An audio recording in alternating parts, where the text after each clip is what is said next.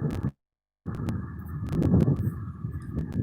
right, let's start off by saying Barakatah Yahweh, Ba'ashem Yahweh Shai, Ba'ashem Rachak. Welcome to another live lesson. The name of this one is Be Admonished of Making Many Books. And pretty much just comes from a comment that I received in a video, the recent video of the Apostles Live. And there was an individual there by the name of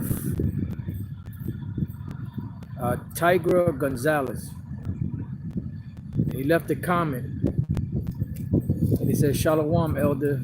I do not understand the information on how to keep the Sabbath. Is it possible for a lesson just on the Sabbath? It says, which we've done many lessons, but we could do more lessons on that. It says, I read in the book of Jubilee, chapter 6, 36 to 39, says not to follow the moon. I have been following the Sabbath on Friday sundown to Saturday sundown every week. From the information that I am hearing, I might be following the wrong timeline for the Sabbath, and also I am following the Enoch calendar to keep the holy feast days. Is this correct? I need help. Please help me. So I had posted a comment back to him. This had to be at least a couple of days ago. I posted a comment back to him that, the book of Jubilee is off, and then I posted the scripture in Ecclesiastes, the 12th chapter, and I still haven't heard from him. So I don't know if he didn't get back to the comment yet, or if he didn't get a chance to look at the comment.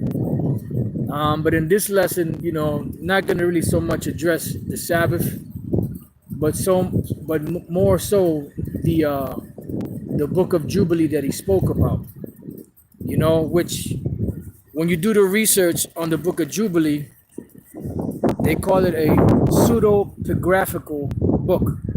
Now the word pseudo means false, and the part where it says pigraphical, pseudo, I believe it says pseudepigraphical, yeah, pseudepigraphical, and the rest of the word is writings.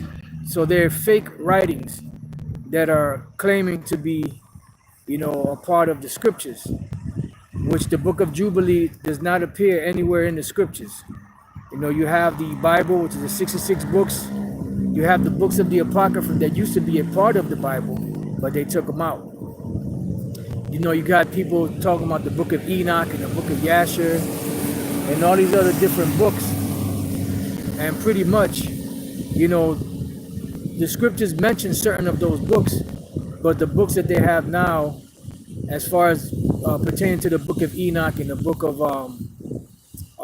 Yasher and all that, those books are off, because the actual books that they've written about that go contrary to what the scriptures speak of, and here it is in this book of Jubilee, which he said the 6th chapter and the 63rd to the 69th verse, I believe he said it says not to follow the moon.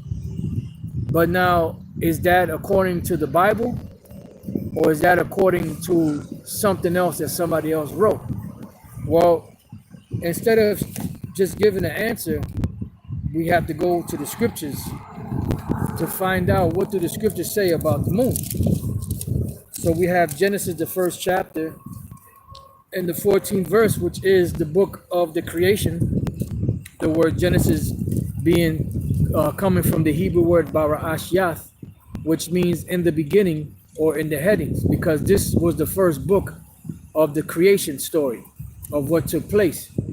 So we read there in the 14th verse of the 1st chapter, it says, and the power said, it says there God, but when you understand the word God in the Hebrew Alahayim, you know that that's a plural form of saying Allah or God.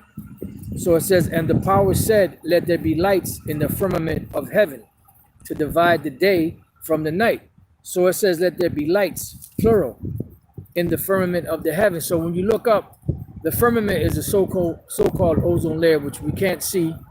I believe other scriptures describe it as being clear as crystal, or the terrible crystal. Well, when you look into the sky, there is an invisible shield, so to speak, that goes around the circumference of the earth that blocks, and the purpose for it is to block the elements from the outer atmosphere from the elements in the inner atmosphere.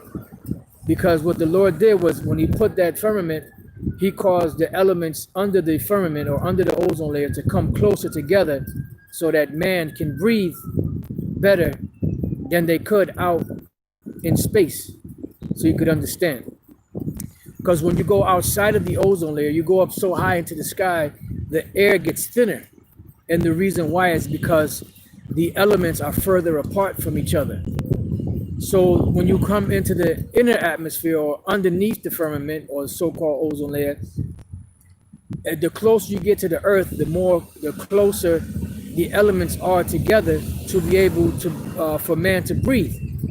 Then when you go into the actual waters of the seas and the oceans, the elements are even tighter together, so that the fish of the seas and the living creatures that live in the sea can breathe underwater, because that is their atmosphere.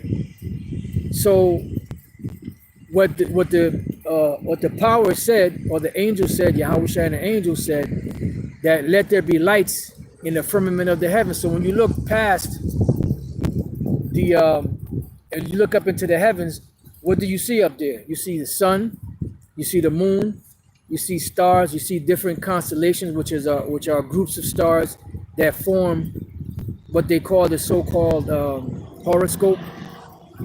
And all of these different lights were put up into the heavens for a particular reason.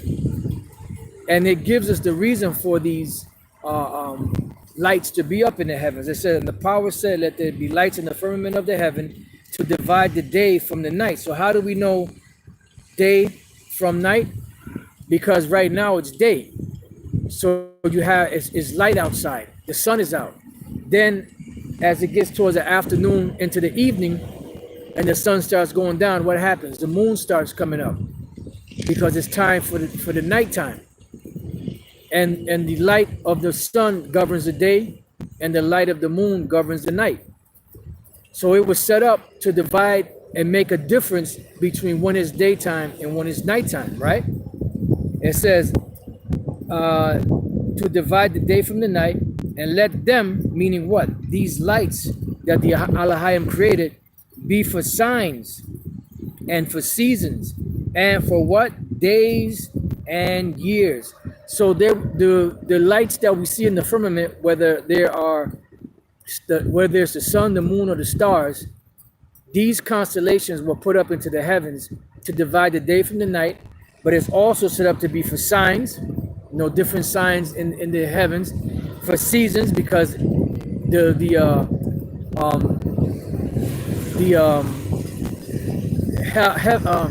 lights in the heavens, after a certain period of time, they change depending on the seasons.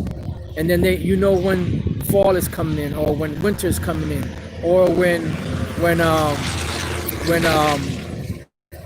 summer or spring is coming in. And that's what they were set. That was part of the reasons why they were set up for. It says seasons. It says, and for days and years. So what does that mean for days and years? Meaning that the sun and the moon were set up to establish time. Because you have what? You have seconds, you have minutes, you have hours, you have days, you have weeks, you have months, and you have years. And all of these things were set up to be governed by these lights in the heavens, so that we can get our what? Get our count from the moon and from the sun.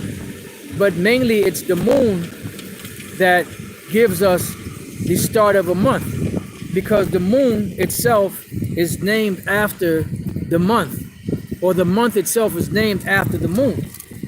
And when you look up the etymology of the word month, it goes back to the word moon. Let me see if they'll give me that on this offline dictionary. I'm gonna look up the word month and see what it says.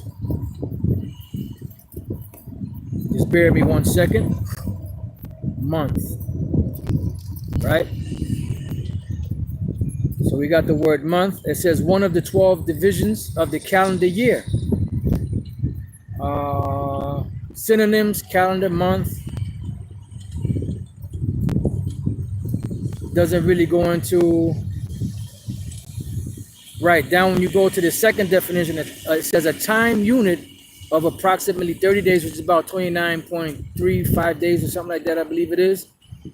So now when you read further down, it says time unit, unit of time, hyponyms, anomalistic, month, lunar month, lunation, moon. So the word month and moon are synonymous one with the other, because under synonyms, when you look down, it speaks about weeks, year, hour, chronology, lastingness, many a moon. So the word moon, the word month is the same as the word moon, because a month is approximately 29.35 days, which means that once you have that certain amount of time, the moon has gone through all of her phases from the new moon all the way down to the end of the moon when it starts waning. And what happens when the moon starts to wane? The cycle is getting ready for the next new moon, which is the same moon, but just going under a different cycle for another month. So that's what the moon was established for. Now, when we go to the Apocrypha, in the book of Ecclesiasticus 43:6, it says, he made the moon also to serve in her season for a declaration of times and a sign of the world. So I'm gonna read that again, because they're cutting grass, so I didn't know this guy was gonna be out here right now, but it is what it is. He got to do his job. Ecclesiasticus 43:6, he made the moon also to serve in her season for a declaration of times. So the moon is set up for a declaration of time. So if it's set up for a declaration of time, that means that we have to follow the moon, because there were no, as Elder Apostle always brings out from time to time, there were no calendars in the wilderness. The time that we keep is based off of the moon. And then you have the calendar, which is based off of a Sony lunar calendar. Because when does a day start? Well, let's go real quick before we read on. Let's go to the book of Genesis chapter 1:5. And the powers called the light day, and the darkness called the night, because there was a division on the earth between darkness and light. It says, and the evening. So when does the evening come in? When the day starts to dawn, right? And the evening and the morning were the first day. So a day begins in the evening, from evening to evening. So when the evening comes in, that's the beginning of the next day. And depending on what time the moon rises or falls, that's how we keep days. Like for instance, let's say today the moon rose at 6:05 a.m. this in the morning. That means that we keep the moon cycle that particular day from last evening to this evening. But now let's say the moon rose 12:30 p.m. Meaning after lunch, like half hour after lunch, after noonday, which would be the afternoon. So if it rose 12:30 p.m. or 1 p.m., then we would keep it that evening, from evening to evening. That's how the cycle of the moon works. So it says, and the evening and the morning were the first day. So when does the day start? It starts in the evening, because the moon was established to keep time. And this is why the sun, even though it's a part of timekeeping, but the sun doesn't go through phases like the moon. You have, the new moon, which it looks like it's dark, like a dark light. You can't see it. Then you start seeing slivers of the moon. And the slivers of the moon are called crescent, or called the crescent. And the crescent moon goes back to the Latin word crescere, which means to grow. Because when the moon is new, what it goes through a phase of growing, which is called waxing. And then when you start seeing the first sliver, that's when you start, the days are starting, they're going through their phase. Then you got the first quarter, which is the first week. Then the second quarter goes into the full moon, which is mid-month. And when you look at our calendar, and when you look at our high holy days, the main high holy days usually came around the time of the full moon, which is the middle of the month, or the second week of the month, or the second phase of the moon, or the second weekly phase of the moon, should I say, because the moon goes through a lot of different phases.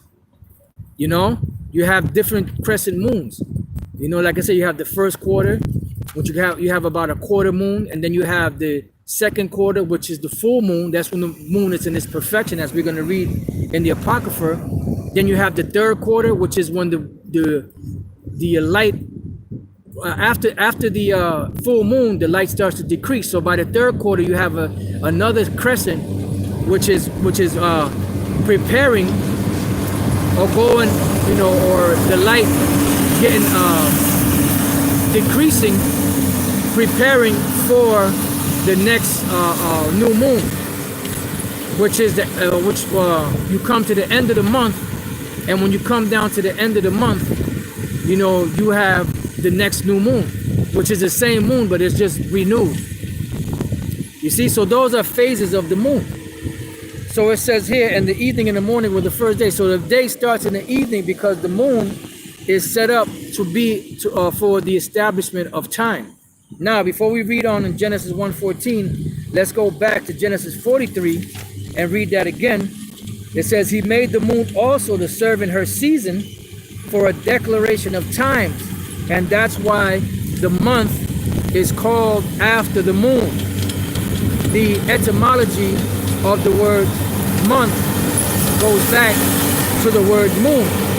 That's why you have something called lunar. Lunar goes back to the Spanish or the Latin luna, which means month. Moon, which means month, because the moon was what established months. Okay, so like all this noise, like I said, man has to do his job. I didn't know he was gonna be out here at this time. Nevertheless, he got to do his job, so I can't get mad.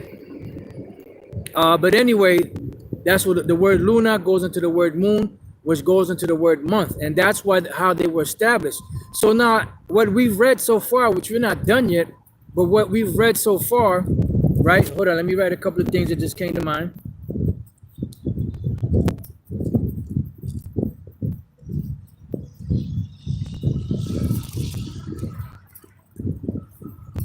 All right, what we read so far, does that match what the book of Jubilees says? Because this individual, this brother said that he read the book of Jubilee, chapter 6, verses, I believe it said 36 to 39, and he says that the book of Jubilee says not to follow the moon. So is the book of Jubilee correct, based off of what we're reading in the scriptures, or not? And you would have to come to the conclusion, if your eyes are open, because it's crystal clear that the book of Jubilee has nothing to do with the scriptures, because it's going against what the Bible is teaching.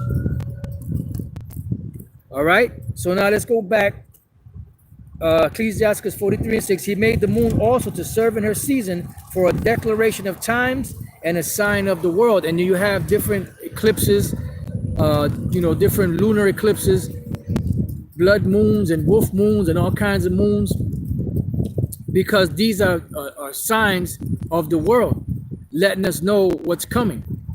And that's why the Lord set up the lights in the firmament. And that's why sometimes you have solar eclipses, sometimes you have lunar eclipses, sometimes you have what they call shooting stars. You have the alignment of planets and the alignment of stars, so on and so forth. All of these were set up in the heavens as signs, seasons, days, and years. And the moon is the timekeeper, because the evening and the morning were the first day. Remember, everything was dark until the Alahayim, Yahushua and the Alahayim caused those elements to be illuminated. And when they became illuminated, then they set up one part to be dark and one part to be light. And that's how we have day and we have night. And the sun governs the day and the moon governs the night. And through the moon is what we keep our time with. So when the moon comes up, that's the beginning of the first of the day. And then when the sun comes up, that's the going into the next day. Then the sun goes down and the moon starts to come up. That begins the next day. And that's how it works. But it all stems back to the moon, as we're reading here. It says, verse 7, from the moon is the sign of feast. Yeah, because you have different feast days that happen according to the moon. Like when we read, let's go real quick to the book of Leviticus 23. When we read Leviticus 23, we're going to go into this word memorial of blowing of the trumpets. Leviticus 23:23. And the Lord Yahweh spake unto Moses, saying, speak unto the children of Israel, saying, in the 7th month, right, in the first day of the month, shall you have a what? A Sabbath, because the first day of the month is a Sabbath. And the moon, when the moon comes in, that is the very first day of the month, which is a Sabbath. Let's prove that real quick. Let's go to the book of Amos. Now, before we go to the book of Amos, let's go to the book of 1 Samuel first. 1 Samuel 20, and I'll give you the verse in a minute. 1 Samuel chapter 20, and this is how you dispel the myth of these different books that they're trying to push. Just bear with me 1 second.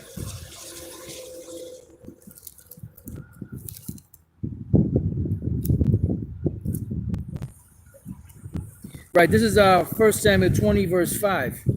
And David said unto Jonathan, behold, tomorrow is the new moon, and I should not fail to sit with the king at meat, but let me go, that I may hide myself in the field unto the 3rd day at evening. Okay? Because of the new moon, which is the first day of the month, was also a Sabbath. All right? Now, as we read further down into the chapter,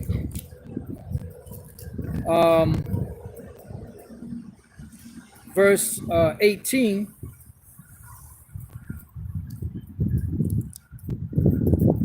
verse 18 says, then Jonathan said to David, tomorrow is the new moon, and thou shalt be missed, because thy seat will be empty.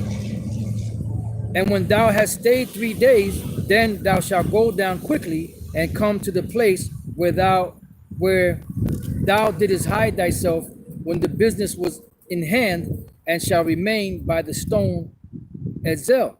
All right. Now let's jump down to the 24th verse. So David hid himself in the field, and when the new moon was come, the king sat him down to eat meat, which is King Saul. And the king sat upon his seat, as at other times, even upon the seat by the wall. And Jonathan arose, and Abner sat by Saul's side, and David's place was empty. Nevertheless, Saul spake not anything that day, for he thought, something had befallen him, he is not clean. Surely he is not clean. Why? Because it's the Sabbath. So King Saul thought, well, being that it's a new moon, it's a Sabbath, maybe he's unclean. That's why he's not here. Right? Let's read on. Just bear with me one second. Let's get back. It says, and Jonathan answered Saul, David earnestly asked thee of me to go to Bethlehem. And he said, let me go, I pray thee, for our family hath the sacrifice in the city, and my brother, he hath commanded me to be there. And now if I have found favor in thine eyes, let me get away, I pray thee, and see my brethren. Therefore he cometh not unto the king's table. And that's dealing with what? That's dealing with the first day of the month, which is what? The new moon. Then Saul's anger was kindled against Jonathan, and he said unto him, thou son of the perverse rebellious woman, do not I know that thou hast chosen the son of Jesse to thine own confusion, and unto the confusion of thy mother's nakedness? For as long as the son of Jesse liveth upon the ground, thou shalt not be established, nor thy kingdom. Wherefore now send and fetch him unto me, for he shall surely die. And Jonathan answered Saul his father and said unto him, wherefore shall he be slain? What hath he done? I'm trying to see if I can find. Okay, here we go. And Saul cast a javelin at him to smite him, whereby Jonathan knew that it was determined of his father to slay David. So Jonathan arose from the table in fierce anger, right? This was on the new moon. And did eat no meat the second day of the month, for he was grieved for David, because his father had done his shame. So the first day of the month was a new moon, which was a Sabbath. King David wasn't there. And then it said that the following day after the new moon was what? The second day of the month. So the time is kept from the new moon. And the new moon is a Sabbath. This is why King Saul said he didn't say anything, because he thought that, King David must be unclean because he's not here to sit at meat on the new moon. So now when we jump to the 8th chapter of Amos 8 and 5, I started 4. Hear this, O ye that swallow up the needy, even to make the poor of the land to fail, saying, when will the new moon be gone? So we established that the new moon is the first day of the month. If King David was unclean, that was a Sabbath. It says, and here it is, these individuals that are selling, saying, when will the new moon be gone? When will this new moon be gone? Why? That we may sell corn. Why? Because it's unlawful to sell corn on the Sabbath. And that's why they wanted the new moon to be gone, so that they can sell, because the new moon was a Sabbath.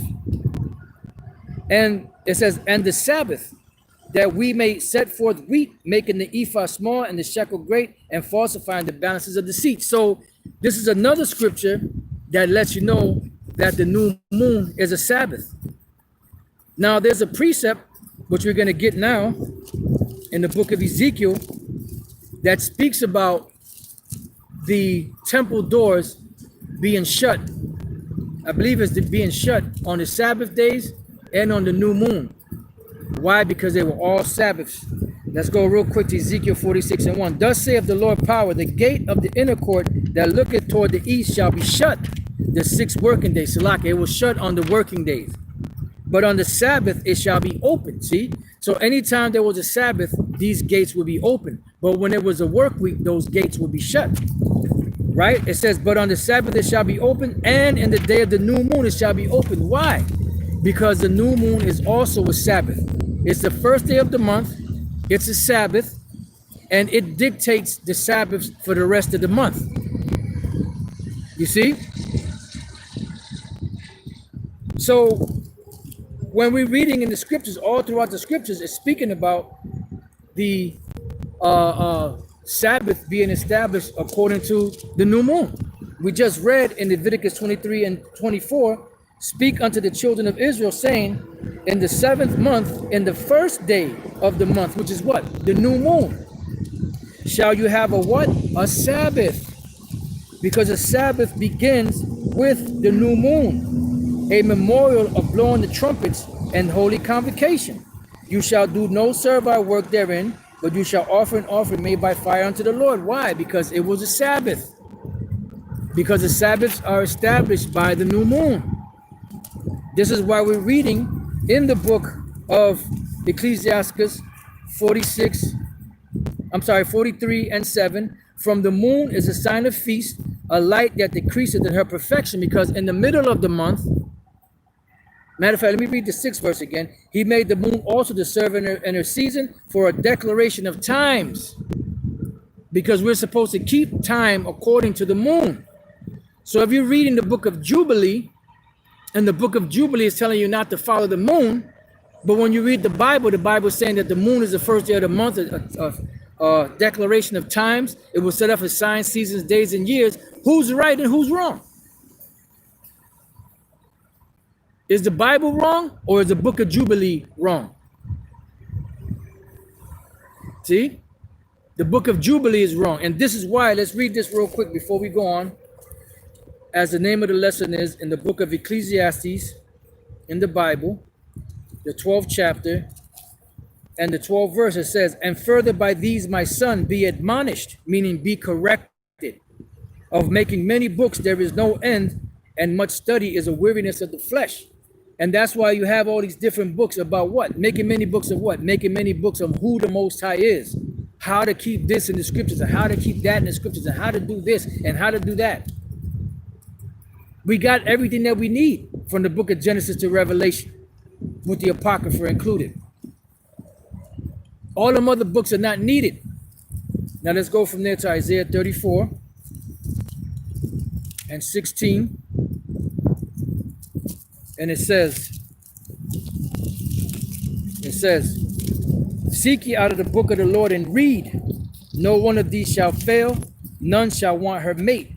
For my mouth hath spoken, for my mouth hath commanded, and the spirit hath gathered them. So what is the book of the Lord? The Bible. Seek ye out of the book of the Lord and read. Why? Because the making of many books, there is no end, and much study is a weariness of the flesh. So your books of Jubilee and your books of Jasher and Enoch, which some of them books are mentioned in the scriptures, but those are not the actual books. That's a weariness of the flesh. That is other books that go contrary to the scriptures. And when you read those books, they tell a different story than what the Bible tells. And that's how you know definitively that that those books are off. All right. Then you have other books like the Egyptian Book of the Dead, the Quran. You have the Kibra Negas, which Elder Apostle Charles just spoke on. You got the lost books of Adam and Eve. You know, you got all these different books popping up in the recommendation on YouTube, because these are all stumbling blocks for the ones that the Lord don't want. And if you're an individual that the Lord doesn't want, you're gonna get caught up in those books. You're gonna get caught up in those philosophies.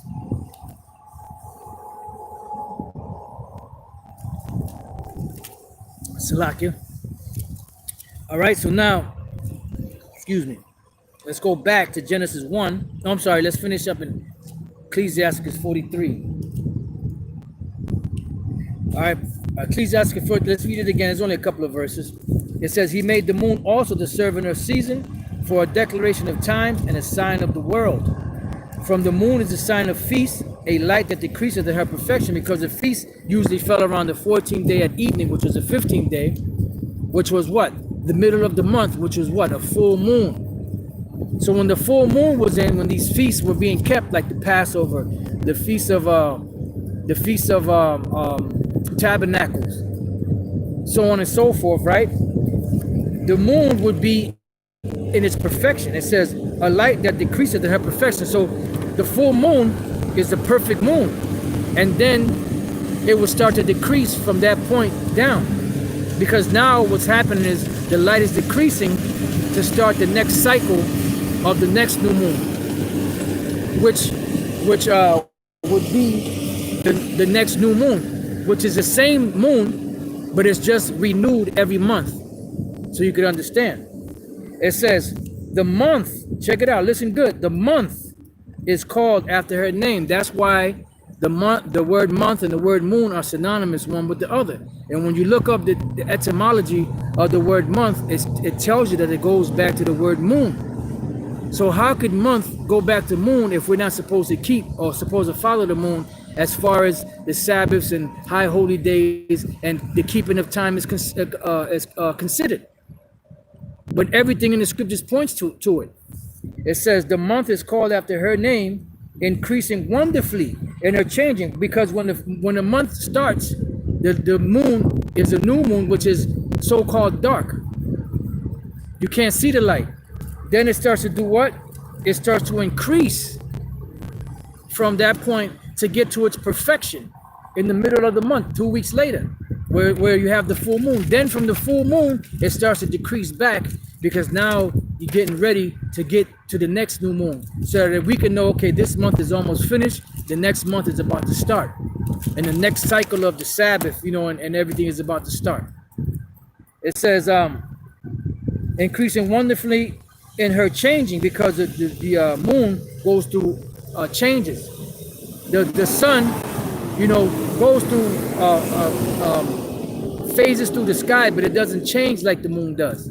It doesn't decrease the light like the moon does. It may get a little further away from the earth, so on and so forth, depending on how that's all calculated and calibrated, but it doesn't change light like the moon does.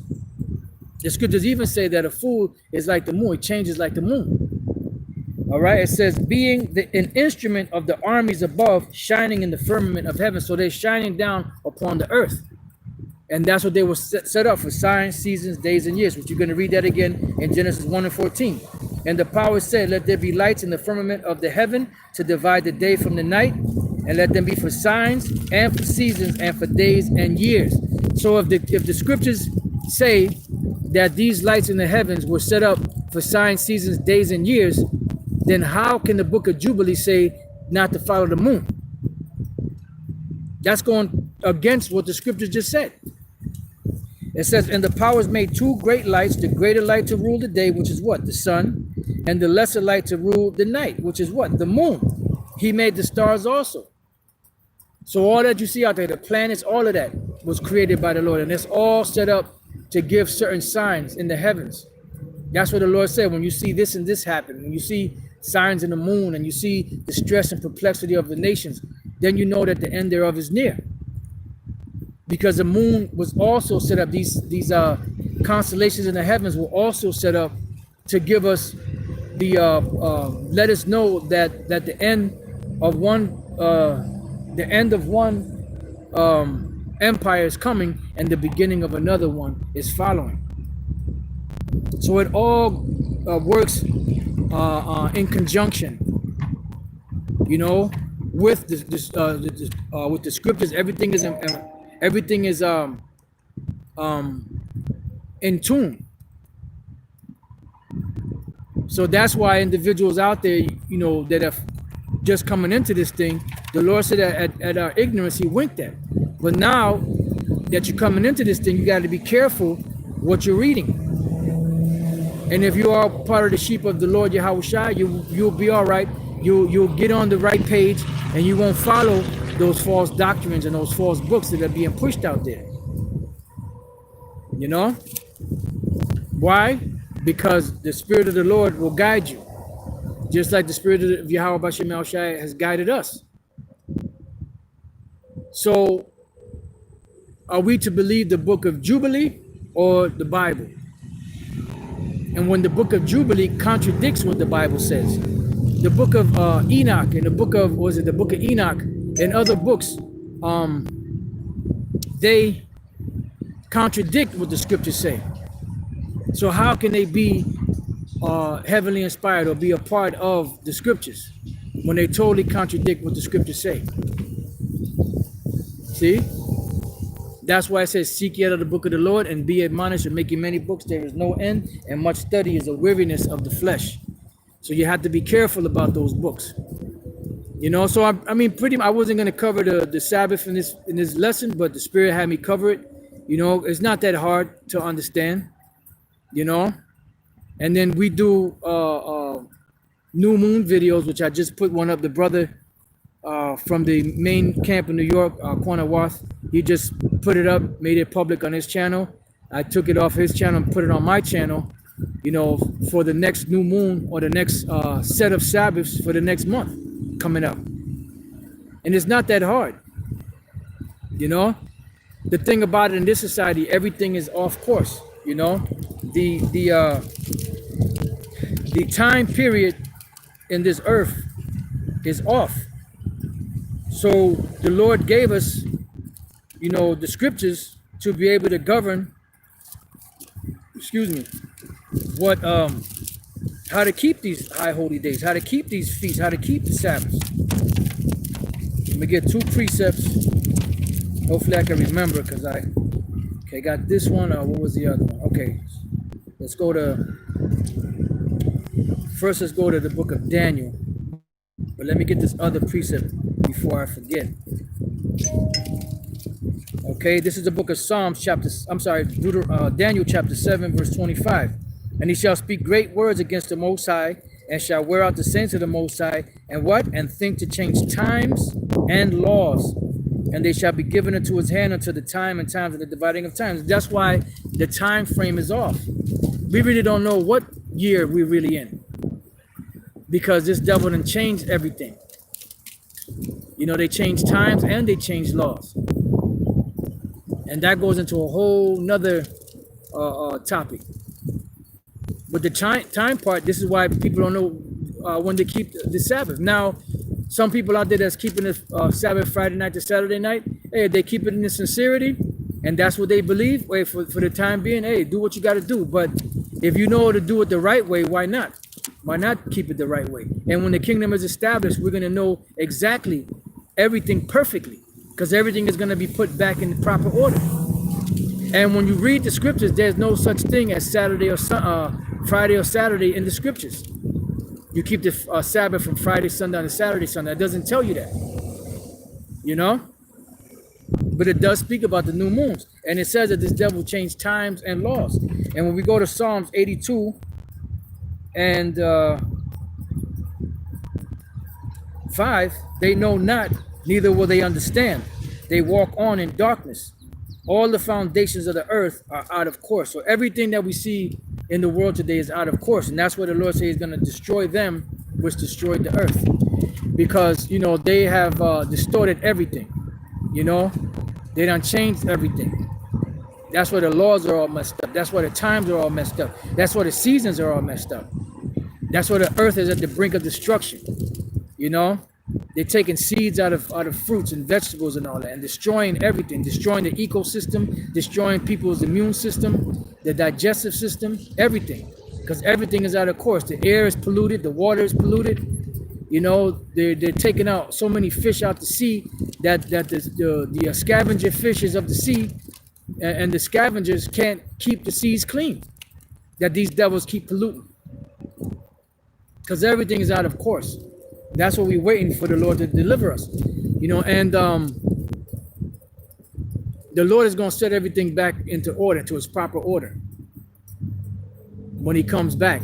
And that's part of the reason he's coming back. He said that this fire is going to get rid of these heavens and this earth that's now. And it's going to, and a new heaven and a new earth is going to be established, which is going to be the same heaven and the same earth, but just renewed